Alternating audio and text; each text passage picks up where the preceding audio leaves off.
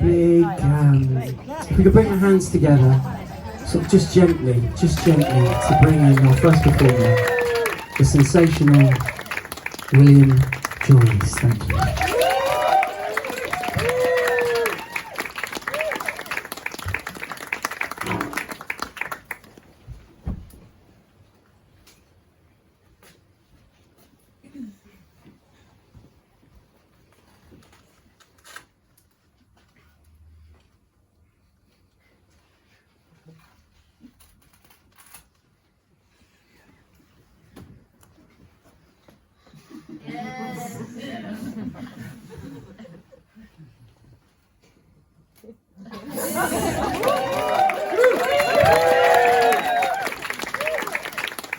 Now that was a lively applause, but I don't trust it. I think because it's February still, we feel rather protected with our coats and our scarves and our mittens. So I think we should scream. Enough! For I am here to cure you of your freedom.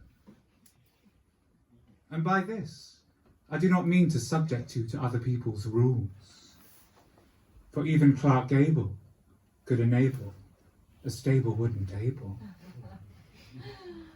But as a table, you must implement on yourself, with the force of a dictator, rules by which you may live, and therefore legs by which you may stand.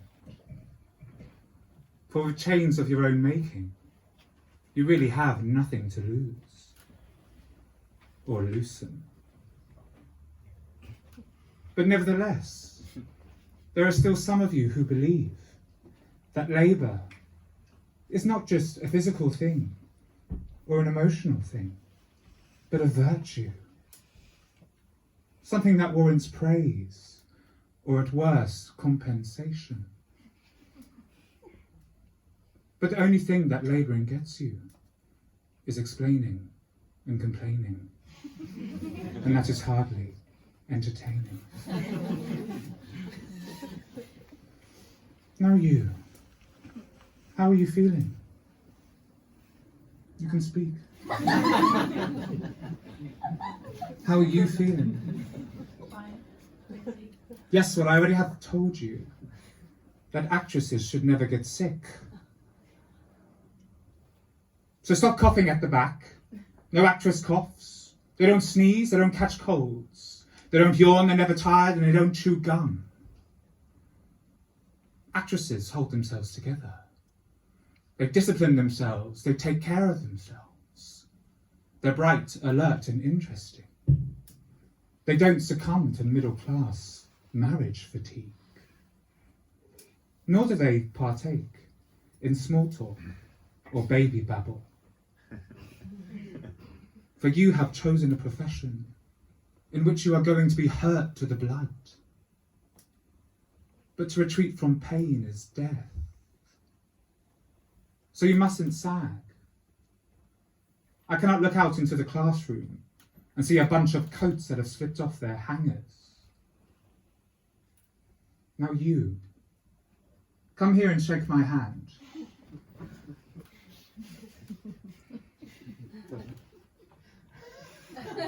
Now tell them what you have done. Shaking his hand. Good. But did you notice the shyness? Why? As an actress, you are an object. You're all objects. You're all material. You're all material. As actresses, we have to transcend the class structure. We are workers, but we are not working class. Some of us are from the wealthier backgrounds, and looking around, I see there are a few. Most of us are from middle-class families, but we have to free ourselves from the prejudices and the conventions of the middle-class mind. Now you. I can see from even the way that you are sitting there, that the promise that family life held up to you has let you down. Jesus knew this. He rejected the claims of family life, though they existed in his day and community in a very marked form. "Who is my mother? Who is my brother?" he said when they wished to see him. And when one of his followers asked leave to bury his own father, "Let the dead bury the dead," he would allow no claim whatsoever to be made upon his personality. For he belonged to a self-elected class of people. And so as actresses, if anything, we should identify ourselves with the aristocracy. The aristocratic class has been disinherited by the modern world. The aristocratic class once played a decisive role in the running of the world, when the world accepted his right to dominate them. The banishment of the ruling classes has helped the masses, but it has hurt the theatre.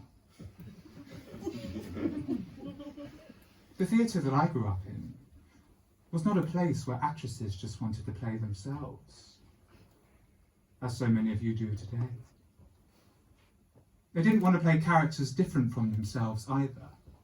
They wanted to play characters bigger than themselves. Now, the aristocrat lives in a world in which his things have been preserved for centuries. He was concerned with his rights, his duties, and above all, his pleasures. Now, the actress, as an aristocrat of the mind, lives in her ideas. When you speak ideas, they enter you and they become yours. So you must give up your right to speak in your own personal wobbly rhythm. You see, personal experience is the most vicious and limited circle. And a lot of what passes for acting nowadays is no more than finding yourself in some character. But you can't stitch together a character based upon a personal trauma. For example, that time when your pet rabbit died, or that other time when you visited your terminally ill grandmother, and then she didn't die. You may have been corrupted into thinking that you are important. But one thing you must realize right from the outset is Hamlet was not a guy like you. You see, the middle classes arose from industrialization. And realism was firstly a middle-class pursuit, which questioned the reality of why the middle classes are infected with a disease of inherited values, that is, values received through gossip, through the family, through the church, through education and through government. And as a result, it is these plays within the tradition of realism that you as actresses nowadays want to deal with. But would you say that within these plays there is the fundamental raising of the question, what is real? What do you think? Yes. They want to tell us what is real. But on a very simple level, you can say, the mirror is real. Reality is something you can see and touch. But realism is a craft, mostly a rhetoric, but above all, it is a genre. And though you, as actresses, are objects, you do not value intimacy with objects. This is the mentality of today. Now, a paper cup is brilliantly designed. It's real to you because you can use it. The whole world can use it, but it'll be thrown away, used up and thrown away. You see something, you use it, and then you throw it away. Subsequently, you see someone, and so on.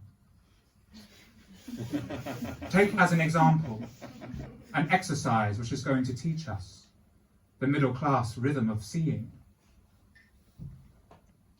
You. What is this? And what do you do with it? Great, no emotional connection. Now you. What is that? And what do you do with it? Just a rapid recognition of things.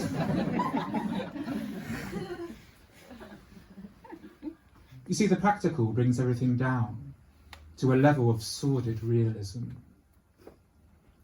We're not interested in useless things anymore. But I am not asking you to build castles instead of high-rises. I'm not asking you to build anything.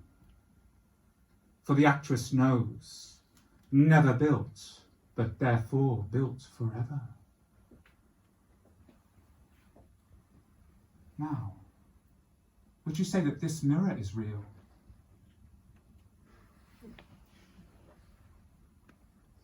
You can speak. Yes. And why would you say that? Because I believe you that it is real. The exercises by which the technique is developed may strike you as wooden, not you. But they are only as wooden as you want to make them.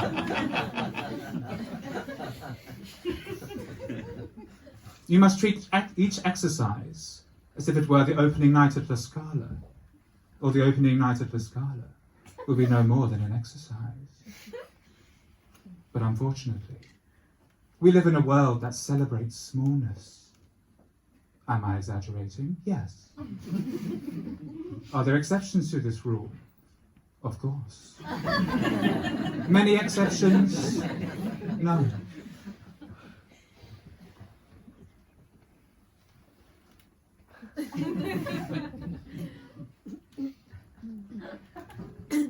Queen Elizabeth I was married to England.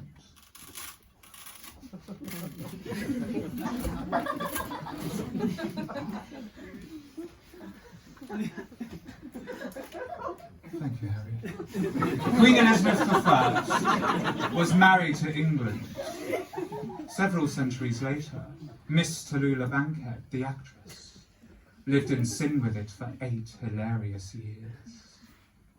The time, the country, and the women were made for each other. And in the 1920s, the English loved to be shocked. During this time, Miss Bankhead was in a thriller, and when the curtain went up, there was a corpse lying on the stage. But as it was Miss Bankhead's first entrance, there was wild applause. And she stepped over the corpse, came down to the footlights and said, "Thank you, darling." She then stepped back over the corpse and said, "Oh." In any case, this is not a kind of acting we are used to seeing nowadays. I would go so far as to say that we're afraid of this kind of acting. But you learn through acting more than what you learn through life. But still, Meryl Streep learnt enough Polish to be in Sophie's Choice. And then she learnt enough Danish to be in Out of Africa. And then she learnt enough Jewish to be in Heartburn. But it is not the duty of a star to learn to act. It is only her duty to glow.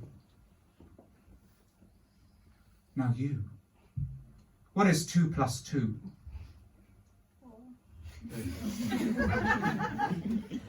Now you made that seem quite unremarkable, because you could also say 2 + 2 = 4, in a way which conveys that it is an idea that took 2 million years to achieve.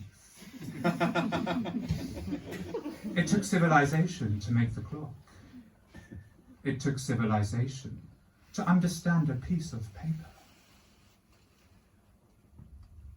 But as I've said, We live in a world that celebrates smallness. But the platform you stand on is large. Only you are small. Until now. Thank you.